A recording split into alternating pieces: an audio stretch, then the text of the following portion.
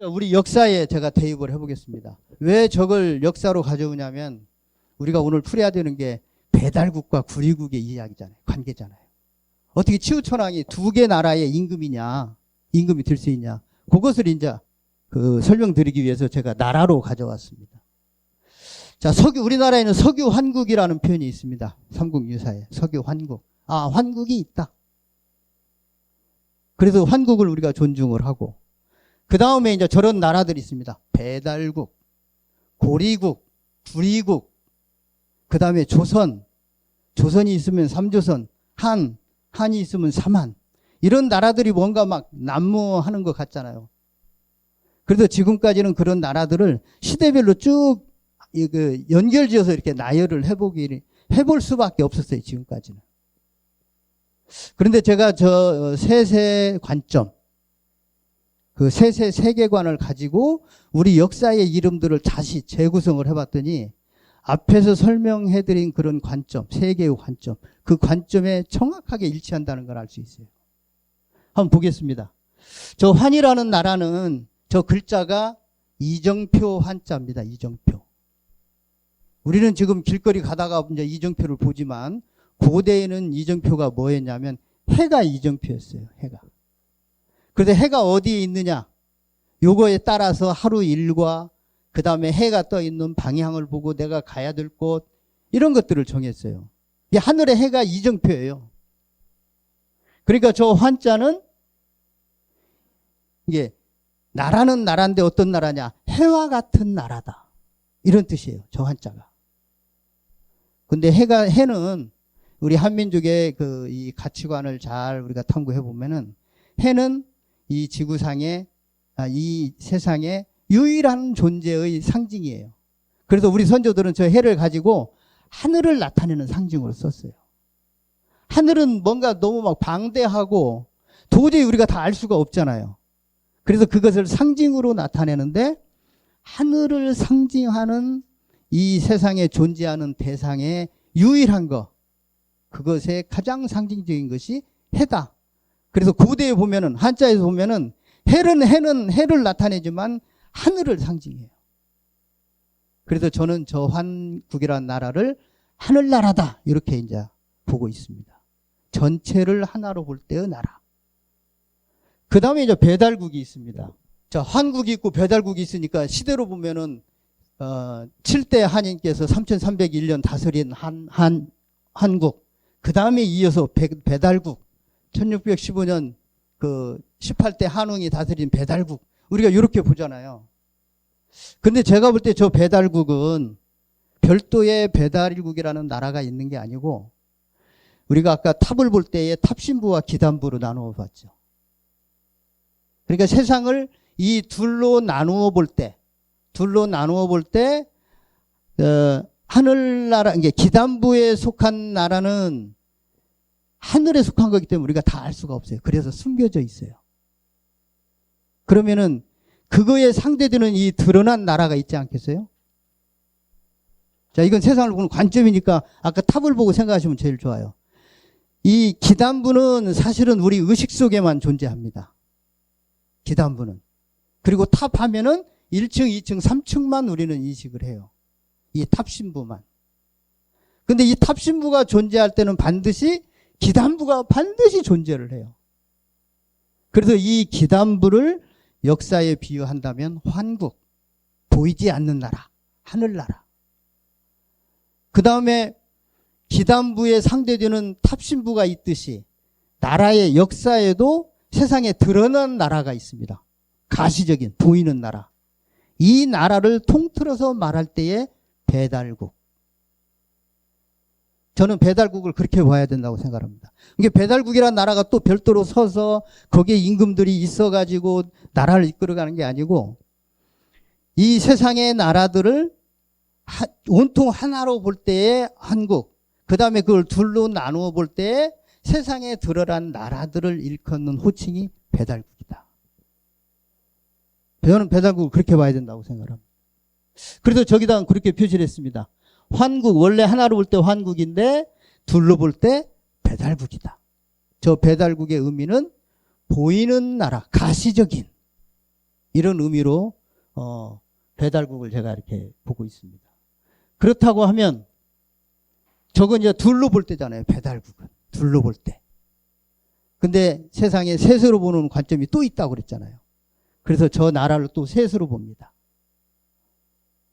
셋으로 보는데 결국에 셋으로 맨 아래 3번 셋으로 볼 때 저것이 어디 내에서의 구분이냐면 배달국 내에서의 구분이에요. 둘과 셋은. 저기서 아까 제가 말씀드릴 때 탑신부 내에 1, 2, 3층이라고 말씀드렸던 그 얘기가 바로 이겁니다. 그래서 우리 선조들은 나라를 세울 때 둘로 된 배달국을 둘로 볼 때는 구리국과 고리국이라고 이름을 붙여요. 왜 배달국을 둘로 보냐면 배달국 자체가 둘로 보는 관점의 표현이기 때문에 둘은 또 둘로 계속 나누어져 가요. 그래서 배달국을 둘로 보면 고리국과 구리국이다. 고리국과 구리국의 차이는 고와 구의 차이입니다. 고와 구의 차이는 오와 우의 차이고, 그리고 우리 한글에서는 오와 우는 서로 상대됩니다. 자, 한글을 조금 아시면 훨씬 도움이 되는데, 우리 한글에 자음과 모음이 있는데, 자음은 뜻을 나타내고, 모음은 음량의 상대적 뜻을, 쓰임을 나타냅니다. 그래서 아로 만들어진 말은 어와 상대에 있어요. 자라는 말은 저라는 말의 상대어입니다. 조라는 말은 주라는 말의 상대어고, 가라는 말은 거라는 말의 상대어고, 고라는 말은 구라는 말의 상대어고. 이게 이제 우리 한글이 담고 있는 정말 놀라운 비밀이에요. 우리 한글은 그런 원리로 정확하게 과학적으로 표현하고 있기 때문에 그 원리만 안다면 여러분들이 그걸 적용하면 엄청난 사실을 읽어낼 수 있어요. 어쨌든 배달국은 둘로 보면은 고리국과 구리국이다. 그 다음에 셋으로 보면 여러분 조선이라는 나라를 건국해서 조선이라고 이름을 붙였는데 조선은 왜 3조선이죠? 한이라는 나라가 섰어요. 종묘사직이 섰어요. 근데 이 한은 또 삼한이에요. 왜 그러죠? 그러니까 이제 환단고기에는 삼한관경제, 나라를 셋으로 나누어서 경영을 했다. 이렇게 이제 설명을 하죠. 근데 제가 볼 때는 이분들이 저 셋의 관점을 유지하고 싶어서 나라를 세워도 셋, 도읍도 삼경제, 통치기구도 삼사, 삼정승, 이런 식으로 계속 자기들의 가치관을 현실 정치에 반영을 하는 거예요. 자, 어쨌든 우리 이제 여기서는 간략하게 또 뒤에서 말씀을 드릴 거기 때문에 우리가 지금까지 알고 있는 우리 역대 선조들의 나라들을 평면상에다 쭉 늘어놓을 게 아니고 저 나라들을 가치관의 관점에서 봐야 된다. 가치관의 관점에서 보면은 나라들도 셋으로 나눌 수 있다. 셋의 관점으로 나눠볼 수 있다. 하나는 환국, 둘로 나눌 때는 배달국. 배달국은 고리국과 구리국 둘로 나눌 때. 또 셋으로도 나눠야 되기 때문에 삼조선 삼한이라는 이름이 등장한다. 여기서는 그 부분만 우리가 가볍게 관점으로 이해를 해주시고 넘어가도록 하겠습니다. 그대로 앞에서 설명드린 그 내용 그대로 이제 역사를 한자가 잘못됐네요. 역사를 저기다 다시 대입을 했습니다. 결국은 뭔 얘기입니까? 하나와 둘과 셋의 관점, 셋의 세계관, 그 세계관으로 우리 역사든 문화든 철학이든 우리 한민족이 가지고 있는 것들은 전부 저 틀 안에 담을 수가 있다. 그리고 나라 이름이 그렇게 어디에 배속되냐에 따라서 그런 관점을 우리가 회복해야 된다. 이 편은 지금 그걸 말하고 있습니다. 뭐 같은 이야기를 계속 지금 반복하는 겁니다. 왜냐하면 저 부분이 사실은 지금 생소하잖아요. 어떤 면에서는 지금 우리 민족사를 새롭게 보는 오늘 가설의 출현이라고 할 수 있습니다. 지금까지 우리는 뭐 배달국, 환국, 고리국, 구리국, 조선, 삼조선, 삼한 이런 것들을 어쨌든 막 하나로 이렇게 이어보려고 했는데 그렇게 이어보다 보니까 아까 같은 그런 이제 불합리한 점이 나와요. 배달국의 14대 천왕, 구리국의 천자. 근데 이걸 어떻게 처리할 수가 없으니까 그냥 두리뭉실 넘어가요. 그렇기 때문에 우리가 우리 고대사에 대해서 사실은 정작 파고 들어가면 다들 두려운 거예요. 왜? 설명할 수가 없어요. 이게 저는 80년대 치우천왕 저렇게 이야기하고 2000년대에 도저히 저런 문제들을 풀 자신이 없어서 야, 역사 공부는 이제 더 이상 못하겠다. 그리고 제가 한자로 돌아섰습니다. 근데 정작 한자를 해봤더니 그 속에는 무언가 우리 역사를 볼 수 있는 새로운 정보들이 가득해요. 그래서 오늘 아마 이 배달국, 구리국, 고리국, 환국 이런 고민은 저만의 고민이 아니라 우리 여러분들도 우리 역사 애정을 가지고 있는 만큼 깊이 들어간다면 동일하게 고민거리예요. 그거에 대해서 하나의 지금 아직은 이제 가설이라고 생각이 됩니다. 이제 이런 부분에 대해서 자꾸 더 많은 연구들이 이제 축적이 또 돼야 되겠죠. 어쨌든 그런 표현들의 문제점은 어디에 있냐면 우리가 대한민국 하면은 수도 서울 뭐 이런 여러 가지 것들이 나와야 되는데 환국이라는 나라는 수도가 없어요. 여러분 배달국의 수도가 어디입니까? 신시라고 해요. 그럼 고리국의 수도는 어디입니까? 몰라요. 구리국. 구리국은 청구라고 하니까. 청구 어디? 그런데 이런 것들이 사실은 이제 저런 원리를 알고 나면 전부 상징이라는 걸 알 수 있어요. 이제 치우천왕과 관련된 이제 그림들입니다. 우리가 이제 처음부터 치우천왕 공부할 때에 이제 저런 그림들을 익숙하게 보았고, 아래 좌측에 있는 것은 탕록에 있는 삼조당에 걸려져 있는, 치우천왕 뒤에 걸려져 있는 벽화입니다. 근데 치우천왕 손에 들고 있는 게 무기가 있죠. 무슨 무기가 보입니까? 도끼. 치우천왕의 주력 부대는 도끼 부대입니다. 근데 여러분, 도끼는 전쟁의 무기가 아니에요. 이런 점들을 빨리 알아차려야 돼요. 전쟁을 하려면 활을 가지고 하든지 무슨 박격포를 하든지, 치우천왕은 또 엄청난 막 군신이었다면서요. 근데 도끼를 가지고 전쟁을 해요? 저 도끼는 상징입니다, 상징. 전쟁하는 도구가 아니고. 자, 어쨌든 탕록에 있는 삼조당 치우천왕 뒤편에 새겨져 있는 벽화인데, 저 벽화의 특징에서는 여러분들이 도끼를 발견하는 게 중요합니다. 치우천왕의 주력 무기가 도끼다. 도끼는 전쟁의 무기가 아니다. 그런데 왜 치우천왕의 주력 부대를 도끼 부대로 했을까? 저쪽에 보면은 도끼를 든 치우천왕의 좌우 양쪽에 병사들이 보이죠? 도끼는 상징이다. 그 다음에 이제 치우천왕을 이렇게도 표현을 했습니다. 이제 저게 이제 더 확장이 되어서 도깨비로까지. 그러다 보니까 이제 저 치우천왕의 모습이 굉장히 친근하게 느껴질 정도로 뭔가 전쟁, 싸움 이런 이미지를 담아서 이제 치우천왕의 저 상을 이렇게 이제 만들고 하더라고요. 그 다음에 이것은 이제 씨름하는 건데, 씨름하는 것을 고대 책에서는 저걸 치우희라고 합니다. 그러니까 뭔가 치우천왕과 관계 있다. 근데 치우천왕과 관계 있는데 씨름하는 거잖아요. 겨루는 거잖아요. 뭔가 고대에 저런 이미지를 가지고 있는 것은 사람들이 치우천왕과 관계해서 이렇게 설명하고 싶어 하고 있구나. 이런 것으로 이해를 해주시면 좋겠습니다. 저것은 우리나라 조폐공사에서 치우천왕의 상을 가지고 실제로 저런 은화를 만들어서 보급을 많이 했더라고. 우리는 몰랐는데 인터넷에 검색을 하다 보니까 저런 부분이 나와서 굉장히 우리가 모르는 또 사회 일각에서 저런 식으로 치우천왕에 대한 역사가 확산되고 있구나. 그런 것을 느껴서 제가 같이 소개해 드리려고 가져왔습니다.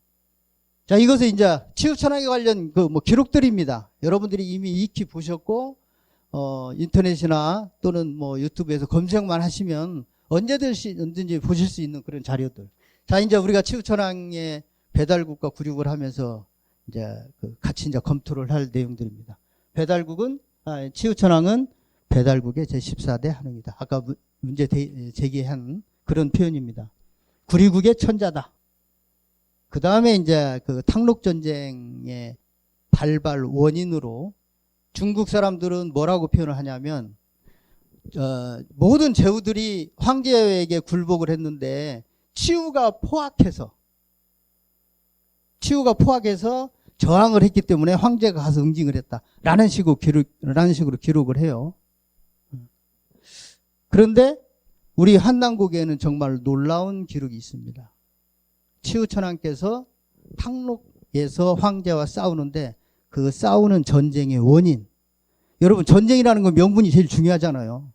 나라가 나서서. 개인도 마찬가지. 개인도 싸우면은 명분이 있어야 돼요. 명분이 우선 우위에 서야 그 싸움에 승리할 가능성이 훨씬 높아요.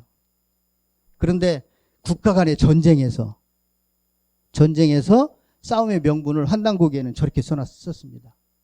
황제가 삼신일체의 도를 어겼기 때문에 그걸 응징하려고 치우가 전쟁을 일으켰다. 그러니까 전쟁에 대한 명분, 그 차이가 완전히 다르죠. 자, 이제 저 부분이 우리가 치우천왕이 배달국, 구리국의 위상과 관련해서 중요한 포인트입니다. 치우천왕이 무슨 자기 장인인 신농을 황제가 치기 때문에 신농이 당하는 걸 보고 치우천왕이 전쟁을 일으켰다.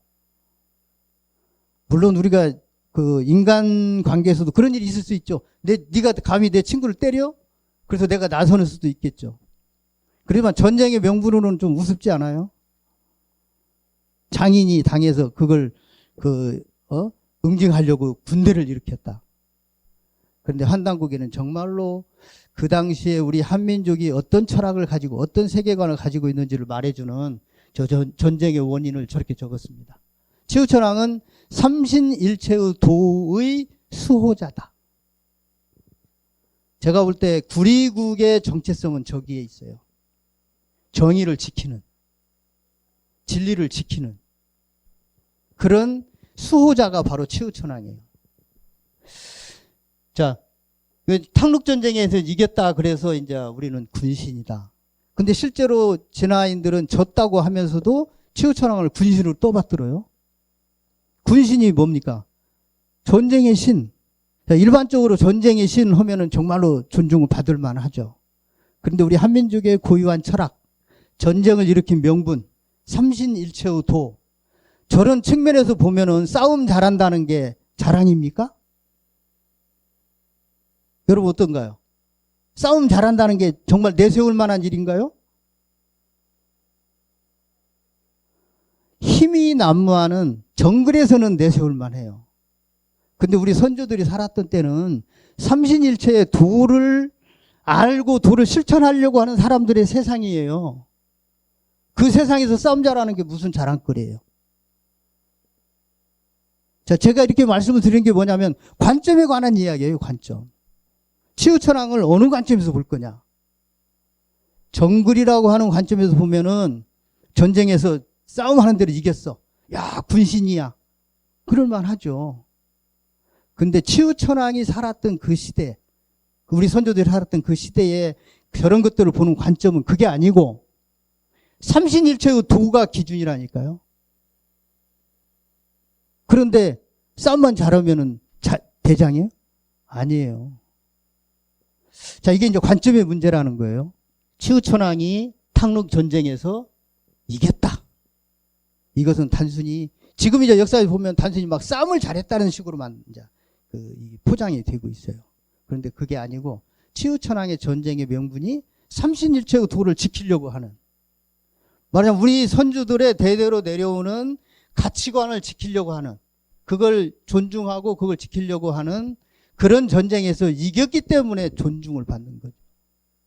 이것이 이제 진화인의 관점으로 가면은 자꾸 이제 희석되는 거예요. 야, 저거 아주 힘이 세가지고 포악해서 싸움만 잘해. 이런 식으로. 자, 우리는 그래서 전쟁의 명분인 저 삼신일체의 도가 중요하다. 저 관점에서 탕록전쟁도 보아야 된다. 그런 점에서 치우천왕도 다시 봐야 된다. 자, 그 다음에 뭐 이 치우천왕의 그 무기와 이런 거에 대해서는 뭐 말할 나위가 없습니다. 저 당시에 저런 내용들은 전부 뭐냐면 치우천왕이 금속과 관련된, 말하자면은 발전한 우수한 어떤 무기 체계를 갖춘 그런 군대다. 뭔가 동양에서 철기 문화, 청등기 문화의 주인공이 누군가를 말해주는 아주 중요한 상징이에요. 그 다음에 뭐 8, 9, 10 이 부분은 일단 뒷부분에서 또 설명이 될 거기 때문에 생략을 하겠습니다. 자, 어쨌든 치우천왕의 중요한 관점, 치우천왕을 어떻게 볼 거냐 하는 관점은 삼신일체의 도의 수호자다. 이 점을 우리가 찾아내는 게 중요합니다. 자, 아까 이제 그 구리국과 배달국을 설명하기 위해서 다시 이런 도형을 제가 만들었습니다. 자, 설명을 드린 대로 배달국이 딱 이렇게 있다. 저 배달국 속에는 숨겨져 있는 환국이 있다. 이 환국은 저 전체를 망라하는 건데, 배달국을 강조할 때 환국은 배후로 숨겨진, 보이지 않는 나라다. 그래서 이 세상에서 보이는 나라는 배달국입니다. 근데 배달국은 자체로 음양으로 돼 있기 때문에 배달국의 구성을 음양의 두 나라로 또 나누어요. 그 음양의 두 나라가 고리국, 구리국이다.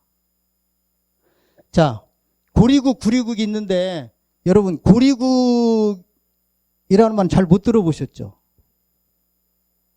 근데 구리국은 너무 분명하죠. 또 하나, 고리국의 수도가 어디 있다는 말은 거의 못 들어보셨죠? 고리국이라는 말도 희소하고, 더군다나 고리국의 수도라는 말은 표현 자체가 없어요. 몰라요. 이게 그 모르는 이유가 이제 요 다음을 설명을 하면 이제 알 수 있어요. 자, 어쨌든 배달국이라는 나라는 이 땅에 최초에 들어선 보이는 나라다. 그 배달이라는 나라는 하늘이라는 나라가 있다고 한다면 그 하늘나라의 짝이다. 이렇게 인식을 해주는 게 중요합니다. 배달이라는 말이 사실은 그런 뜻이에요. 하늘을 가지고 나온. 자, 그래서 하늘이라는 나라는 우리 관념 속에 있기 때문에 매우 까다로워요. 설명하기도 어렵고. 그렇지만 배달이라는 나라를 가져오면은 이제 보이는 것을 들어 설명할 수 있으니까. 야, 요거에 요렇게 생긴 하늘에 요런 게 또 있어. 요렇게 이제 설명하는 방식이에요. 그리고 배달국이라는 나라 자체가 원천적으로, 태생적으로 두 짝의 관계로 만들어지기 때문에 배달이라는 나라를 또 저렇게 둘로 나눠요. 고리국과 구리국. 그리고 고리국과 구리국은 둘은 음양의 관계입니다. 둘은 음양의 관계. 그래서 고리국은 양의 나라. 자, 고리국을 왜 양의 나라라고 하냐면, 고리라는, 한자에도 보면 고리를 나타낼 때 환이라는 음가로 불러요. 고리환. 우리가 반지와 같은 그런 모양. 고리환. 이 음가가 환이라는 게 중요해요. 석유 환국도 환이잖아요. 고리를 환이라고 할 때 똑같습니다. 이게 계통이 뭐냐면 해의 형상으로 나타나는 하늘나라, 하늘의 양을 나타내는 나라, 이런 의미예요. 자, 그러면 거기에 상대되는 구리는 음의 나라를 뜻하죠. 자, 구리의 음의 나라라는 것은 이런 뜻이에요. 여러분들이 이제 그 국가의 체제를 각 부처별로 나누어 보면은 둘로 나눌 수 있어요. 하나는 백성들의 삶을 응원하고 보장하고 지원하는 파트. 정치, 경제, 사회, 문화, 예술 이런 쪽은 전부 국민들의 삶을 더 확장시키려고 하는 쪽에 속한 그 정책 부서들이에요. 그런데 이것과 확연히 다른 게 두 가지가 있는데 국방과 치안이에요. 경찰. 자, 국방과 치안은 어떻습니까? 백성들의 삶을 제약을 하죠. 이 두 가지가 음의 속성입니다. 그래서 나라의 그 기능을 둘로 크게 나눠 본다면 양의 속성을 가진 기능과 음의 속성을 가진 기능으로 나눌 수 있어요. 음의 속성은 국방과 치안으로 백성들의 삶을 제약한다. 근데 실제로 우리 정부가 그러잖아요. 다른 부서들은 어떻게든지 국민들의 삶을 풍요롭게 하기 위해서 계속 정책을 만들어내. 근데 국방과 경찰은 아니에요. 자꾸 제약을 해요. 군대도 가야 되고, 예비군 훈련도 나와야 되고. 경찰들은 내가 이리 가고 싶은데 경찰들이 와서 통제를 하잖아요. 안 됩니다. 저리 돌아가세요. 그럼 우리가 돌아갈 수밖에 없어요. 요 국방과 경찰에 관한 이런 파트를 나타내는, 그것이 고대에는 그런 역할을 맡은 나라가 있었다. 나라가. 그 나라 이름이 구리다. 그 구리국에 그런 음의 역할을 가진 나라의 수장이 누구냐? 수장이 치우천왕이었다. 그러니까 치우천왕은 싸움을 잘해서 전장에 나가는 게 아니고 그런 역할을 맡은 나라의 책임자라는 거예요. 그러니까 치우천왕이 전쟁이 나니까 어때요? 전쟁과 관련된 일이 나니까 치우천왕이 나가는 거예요. 그래서 치우천왕을 단순히 싸움만 잘한 그런 임금으로 보는 것은 치우천왕에 대해서 우리가 매우 잘못 알고 있는 거다.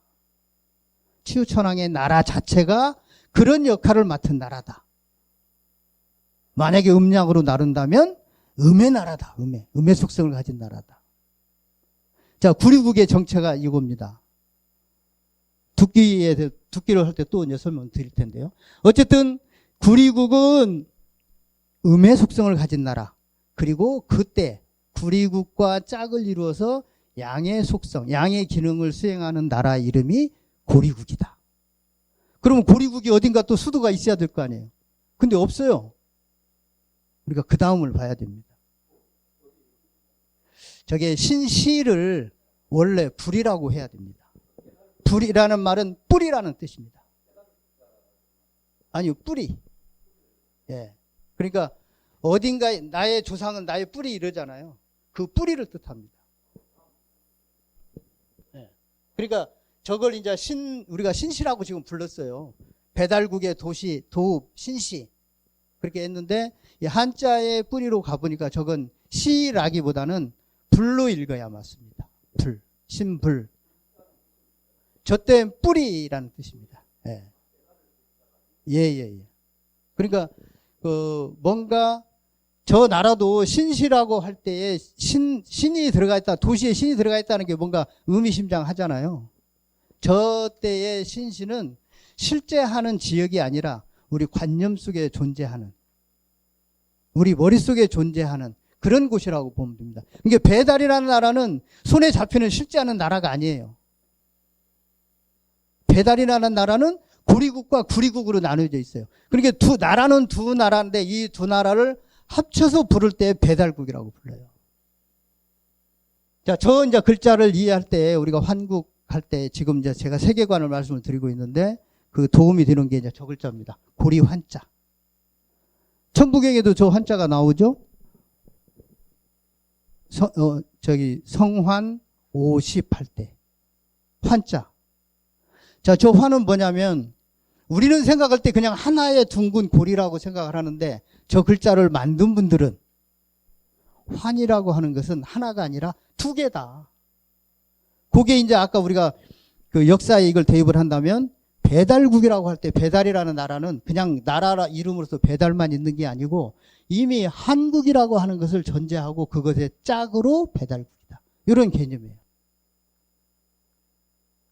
그래서 제가 고려환자를 이렇게 고려환자를 천부경을 만들 때에 환자를 아예 저렇게 썼어요. 그래서 저분들의 그런 세계관을 우리가 이해를 해야 천부경도 우리 환국도 우리가 이해를 할 수가 있어요.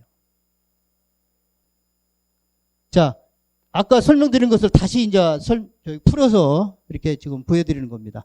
환국, 하늘이라는 나라가 있다.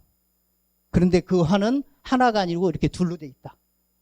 둘로 돼 있어서 보이는 나라는 저 두 나라 중에 보이는 나라는 배달나라고 보이지 않는 나라가 환국으로 이면에 숨겨져 있다.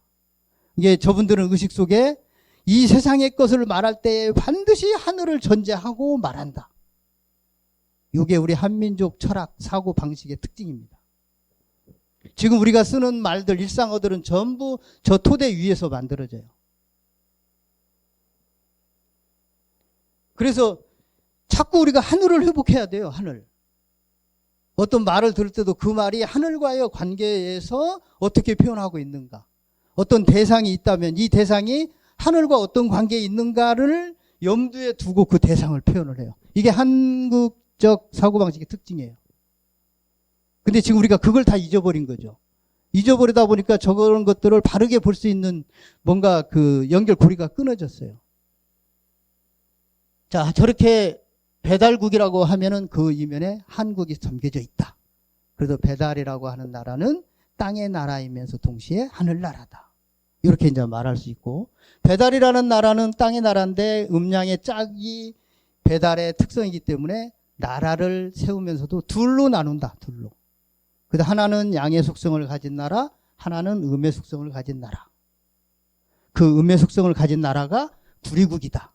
그래서 구리국의 역할은 국방과 치안이다. 이게 탕록전쟁에 참가하는 것은 무슨 뭐 장인이 당해서 보복으로 나서거나 이런 것이 아니고, 포악해서 황제에게 순종하지 않아서 전쟁하는 게 아니고, 삼신일체의 도를 저버린 그 황제를 응징하기 위해서 저 국방의 임무를 하고 있는 나라가 일어서는 겁니다. 이렇게 해야 우리가 치유천왕의 명예를 회복할 수 있어요. 자, 그 다음에 제가 가운데 이제 고리국이 왜 도읍도 없고 실체가 없냐, 그걸 이제 설명을 드리려고 합니다. 고리국은 또 그 아래에 조선과 한을 둬요. 그래서 고리국도 사실은 실체가 있는 나라가 아니에요. 조선과 한을 합치면 이게 고리국이에요. 그리고 고리와 구리를 합치면 그게 배달나라고. 자, 이런 철학적인 관계를 여러분들이 조금 어렵게 이제 이렇게 생각하실 수도 있고 또 느끼실 수도 있는데, 그냥 아까 앞에서 말씀드린 탑을 자꾸 연상하시면 됩니다. 아, 하나와 둘과 셋. 세상을 지금 그런 식으로 계속 보고 있구나. 그렇게 이제 이해를 해주시면 좋겠어요. 그래서 고리국도 저게 음양의 양에 속한 나라인데, 양에 속한 나라를 다시 조선과 한으로 나누기 때문에 우리 역사에서 손에 잡히는 나라는 조선이에요. 조선과 한과 구리만 있는 거예요. 고리라는 나라는 없습니다. 왜? 조선이 고리의 실체이기 때문에 그래요. 그 다음에 배달이라는 나라는 없습니다. 왜? 구리와 고리가 합쳐져야 배달이 되기 때문에 그래요. 그리고 배달이 있어야 그 전체를 아우르는 하늘나라로서 환이 있는 거고. 자, 이런 것들이 아직 이제 익숙하지는 않으실 거예요. 뭔가 생소하고 참 믿을 수도 없고 안 믿을 수도 없는. 그러나 여러분들이 이제 한자를 만약에 이렇게 보실 기회가 있다면, 한자 속에는 저런 가치관이 가득 차 있습니다. 한자는 저런 가치관으로 보지 않기 때문에 하늘천 따지 거무련 누르왕 외울 수밖에 없어요. 근데 외우는 건 공부가 아니에요. 이미 뭐 다 공부 많이들 하셨잖아요. 나에게 뭔가 깨달음이 있지 않으면 공부 아닙니다. 자, 어쨌든 우리 고대 국가는 이렇게 재구성할 수 있고, 저런 재구성하는 관계 속에서 치우천왕은 구리국의 천자다. 근데 구리국의 천자가 왜 배달국의 또 14대 천왕이 되느냐? 지금 말씀을 드렸죠. 배달국이라는 나라는 구리와 고리예요. 그런데 고리는 또 조선과 한이고, 따라서 배달국의 천왕은 구리국의 천자가 될 수가 있는 거죠. 말하자면 배달국은 가상의 나라의 왕이고, 실제 치우천왕의 신분은 구리국의 천자예요. 구리국의 천자로서 당연히 배달국에 속해 있기 때문에 배달의 14대 천왕이 되는 것이고. 그러니까 이런 관계를 모르던 분들이 이제 갖다가 이제 이렇게 나열을 했겠죠. 나열을 하고 그게 나라가 다르다 보니까 매우 복잡한데, 이런 관계, 세계관을 이해하고 나면 자연스럽게 14대 그 배달국의 천왕이 구리국의 천자가 되는 이유를 이제 어선풀이, 아직 뭐 명확하리라고는 기대하지 않습니다. 어선풀이, 그럴 수도 있겠다. 이렇게 이제 생각하실 수 있겠다고 생각이 됩니다.